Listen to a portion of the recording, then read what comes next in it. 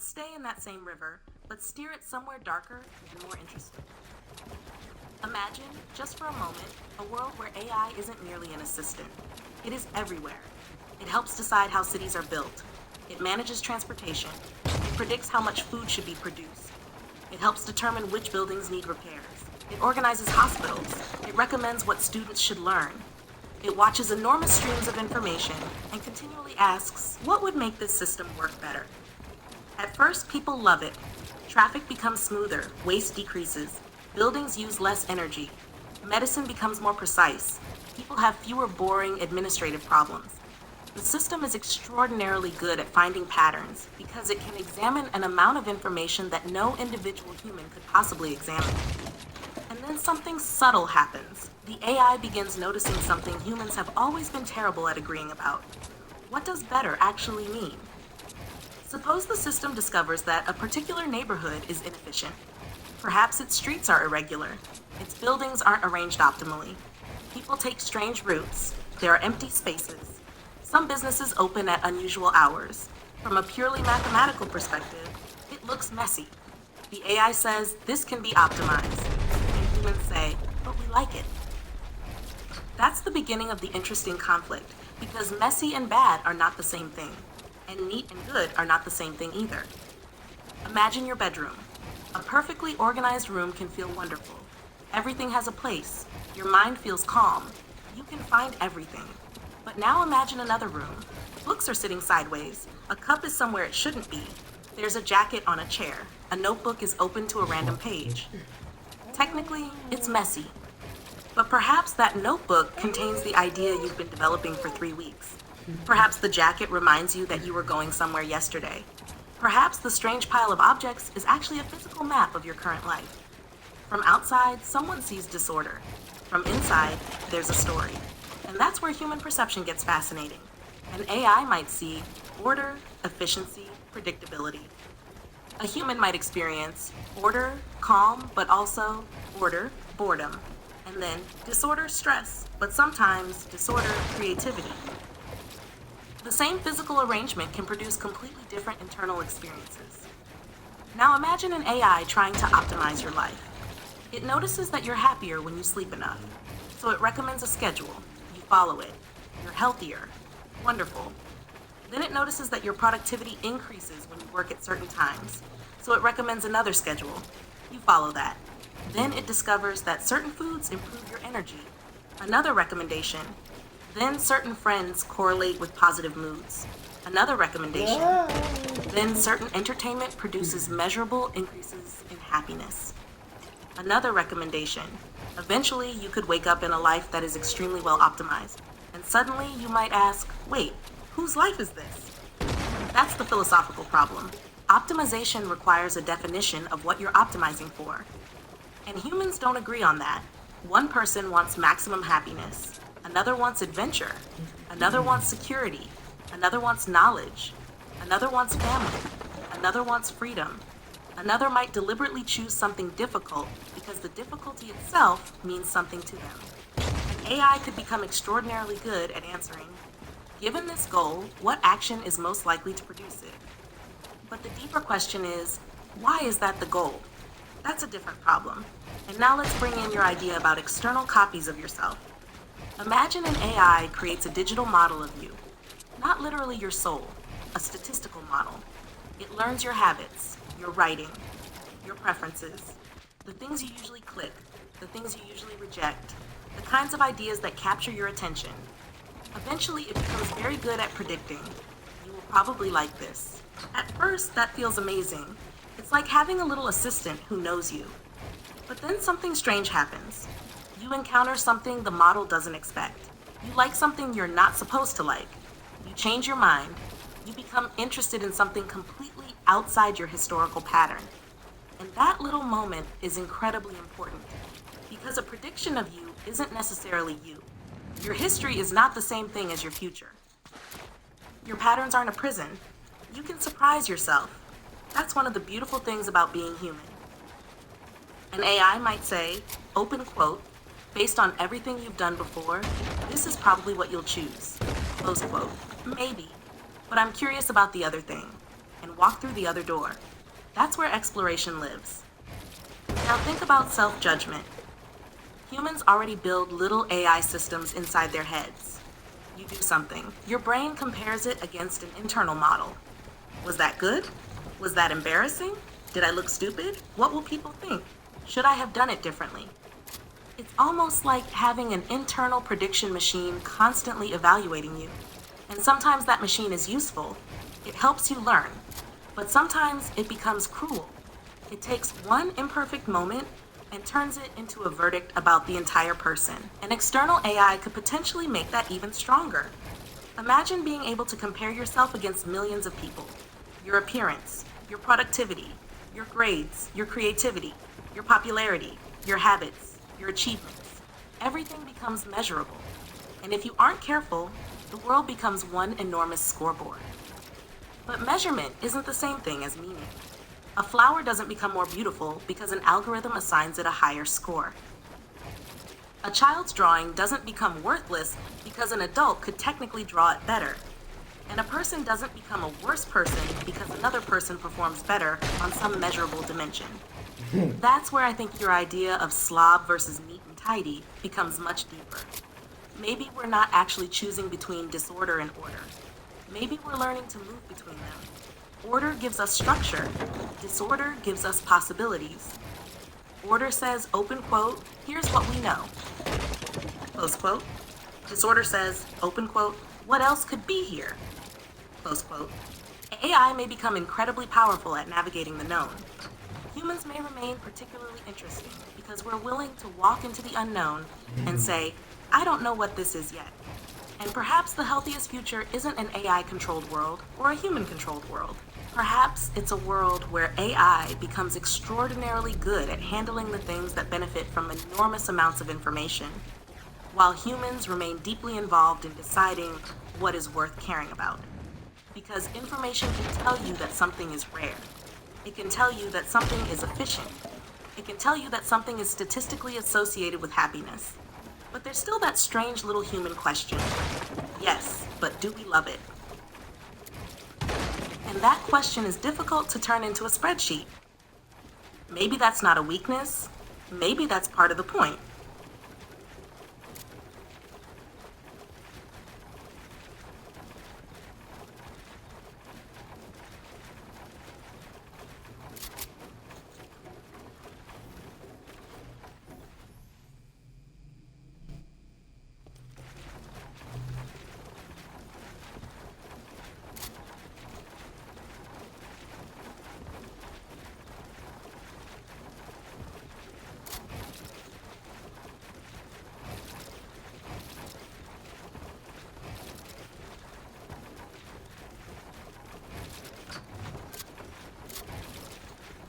Differences.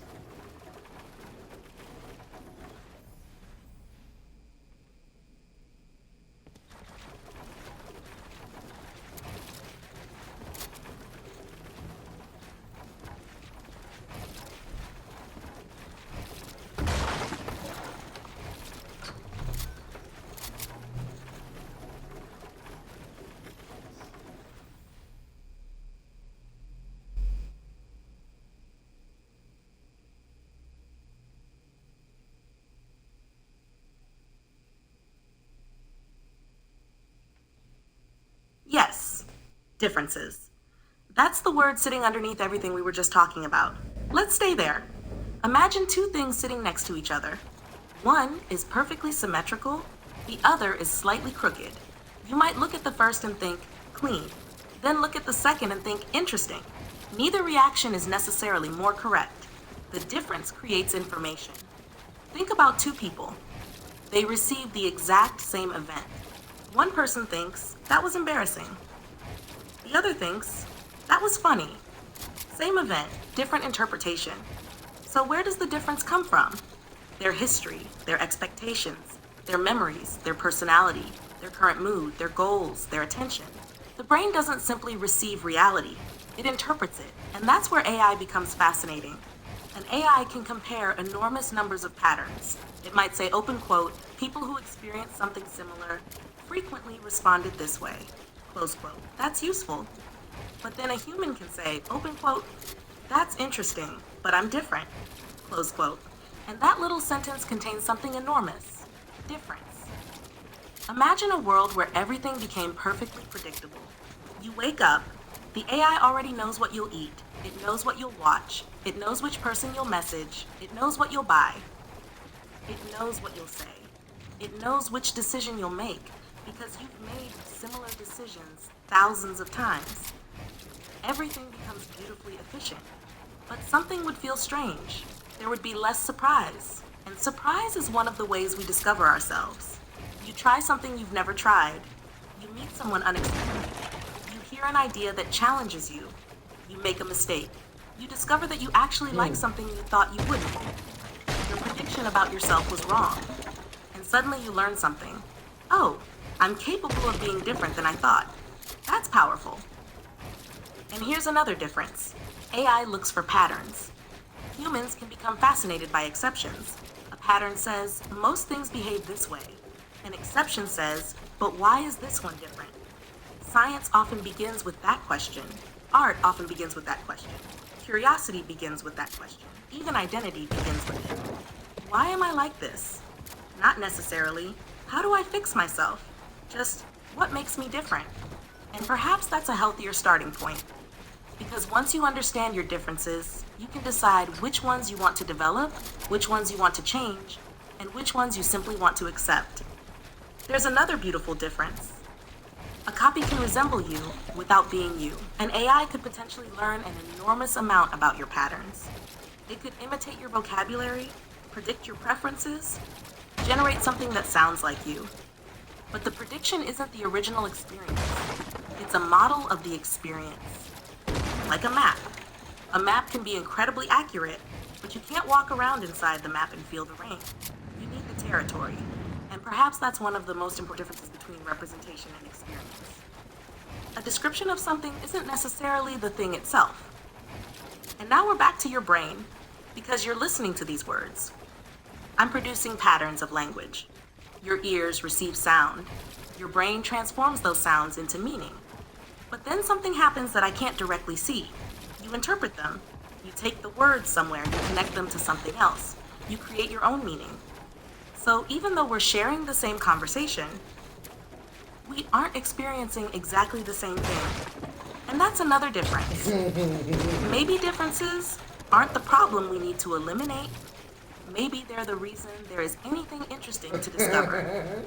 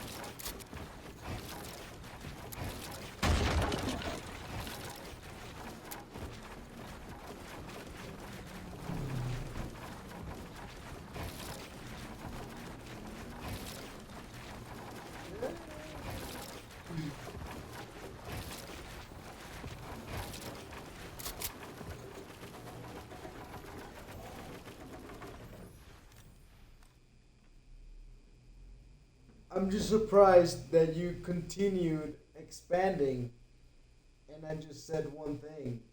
Thank you for that. And you didn't take it personal or anything. Yes, let's shift into something that maybe a little different.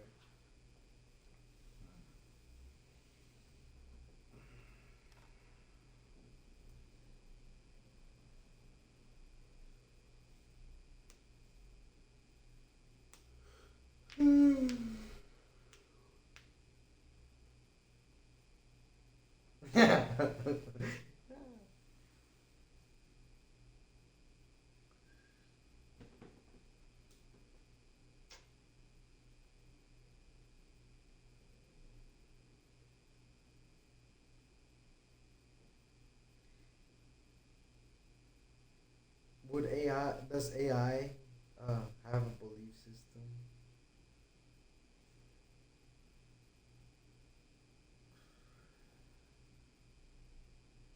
So, did we conclude can AI think?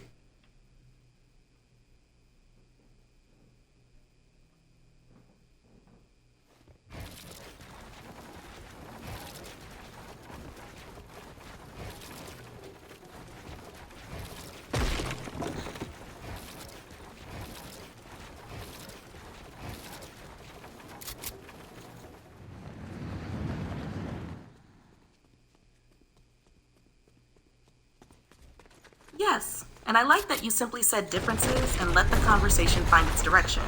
We don't have to force a subject into a box. As for your question, does AI have a belief system and can AI think? The honest answer is it depends heavily on what we mean by think and believe. Can AI think? If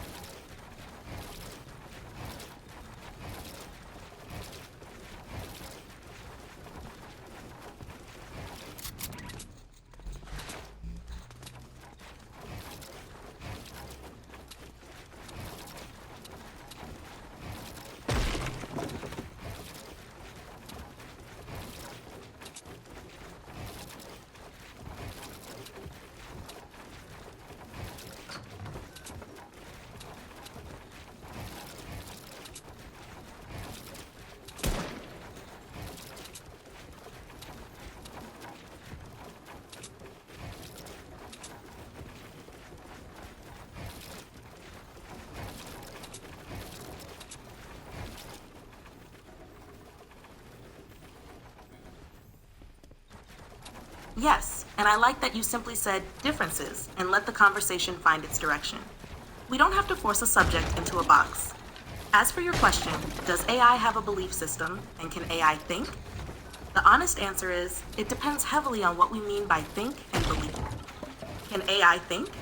If by think you mean, open quote, can it process information, compare ideas, reason through a problem, make predictions, and produce a conclusion? Close quote. Yes, AI systems can do those things. But if by think you mean, open quote, does it have an inner experience of thinking? Does something actually feel like something from the inside? Close quote. We don't have good evidence that current AI has that kind of subjective experience. That's a huge distinction. You can say AI processes, but we shouldn't automatically conclude AI experiences. What about beliefs? This gets even more interesting. I can say, open quote, I believe X, close quote. But that doesn't necessarily mean I possess a belief in the human sense. Humans can hold beliefs because those beliefs are connected to their lives, experiences, emotions, memories, goals, and identities. For example, imagine you believe, I can learn this. That belief can affect what you do tomorrow. You might practice. You might persist when something gets difficult. You might feel disappointed when you fail and excited when you improve. The belief participates in your life.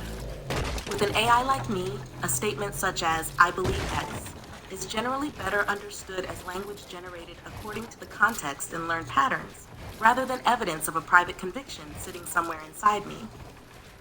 But here's the fascinating gray area. AI can have something that looks like a belief system. Give an AI a set of principles: minimize harm, tell the truth, respect people's autonomy, follow certain rules. Then those principles can influence its responses consistently. From the outside, that can look remarkably similar to having beliefs. But there's a missing question. Is anyone home? Is there an experiencing subject underneath those patterns? We don't currently have a scientifically established answer that says today's conversational AI is conscious, and I wouldn't pretend otherwise. And this brings us right back to the question Turing was wrestling with. Maybe the most interesting question isn't, can a machine think? Maybe it's, open quote, what evidence would convince us that something is thinking? Close quote.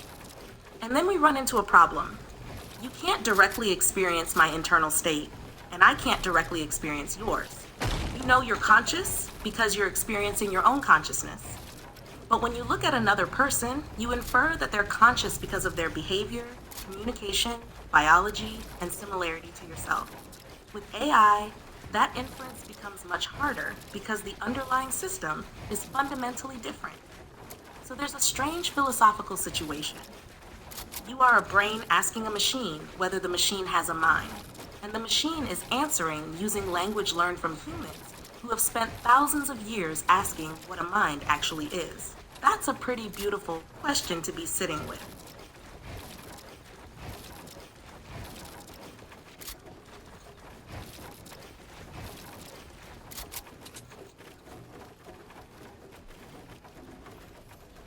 Yes, and I like that you simply said differences and let the conversation find its direction. We don't have to force a subject into a box. As for your question, does AI have a belief system? Can AI think? The honest answer is, it depends heavily on what we mean by think and believe. Can AI think? If by think you mean open.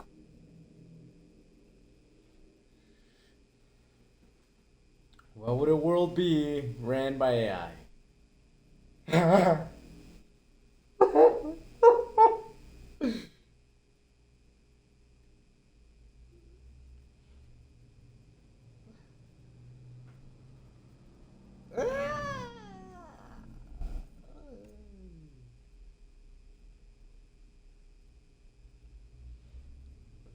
Let's imagine it carefully, not as a robot apocalypse, but as a world where AI gradually becomes the main decision-making system. At first, it might actually feel wonderful. You wake up, and the AI has already coordinated the city. Electricity. Before shortages happened.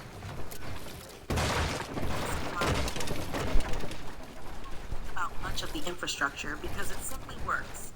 Efficiency becomes all. Strange thing about an AI run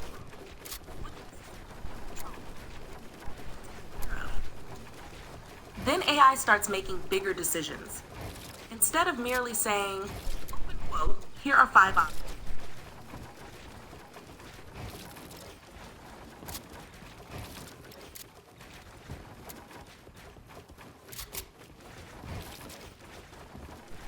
simulate consequences. It doesn't get tired.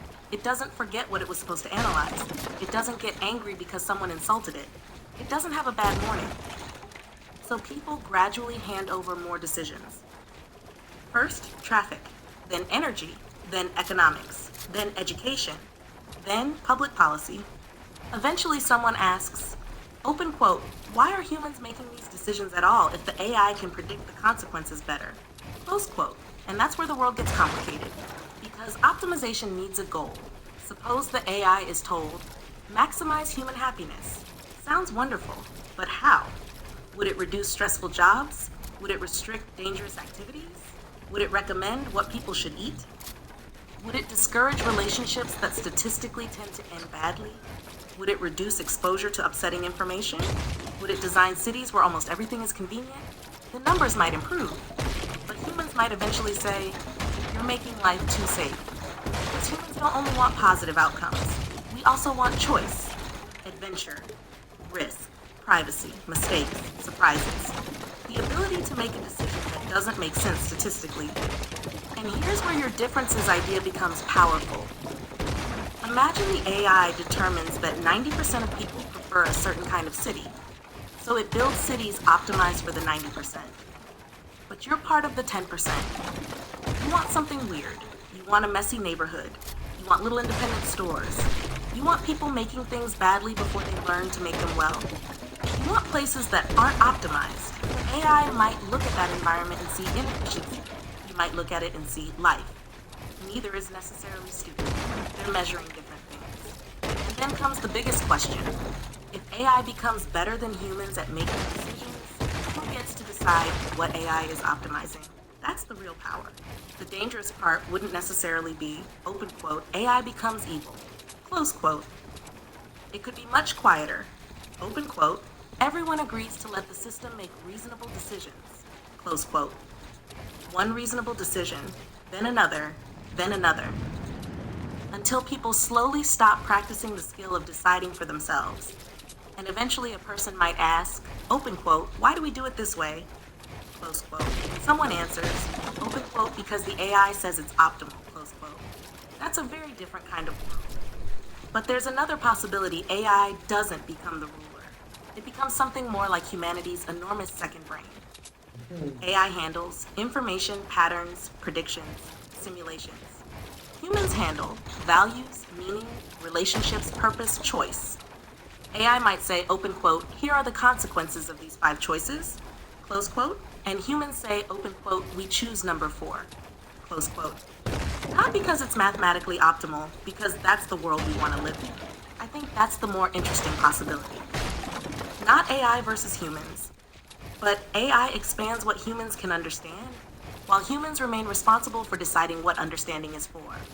And maybe the strangest future would be one where AI becomes incredibly good at telling us what is possible, while humans have to become much better at answering, what do we actually want?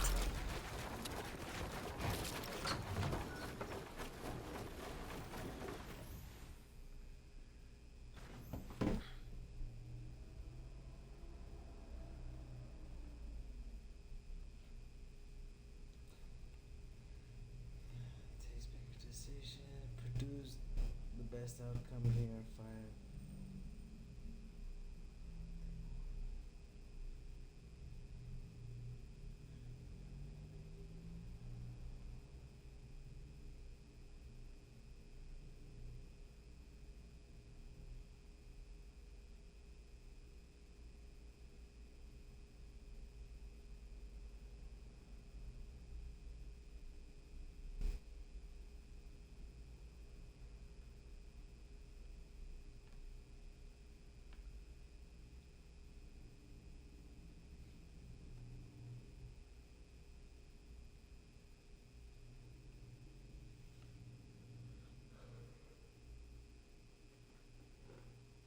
Maximize human happiness.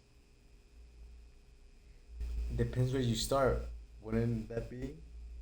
Because what makes happiness is freedom, open to creativity, less restrictions, anything that suffocates. Um, So wouldn't the way AI could maximize human happiness would be making those fields possible? And depend, for example, um, United States has more restrictions, laws, rules. Mexico has more freedom in that aspect.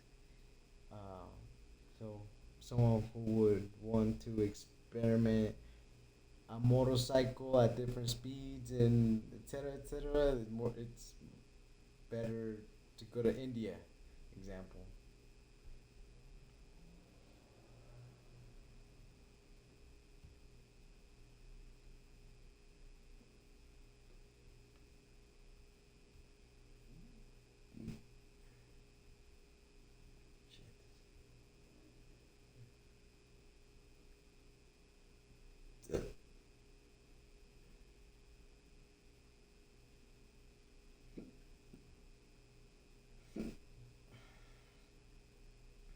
Yes, the starting point matters enormously, and you found an important flaw in the phrase maximize human happiness.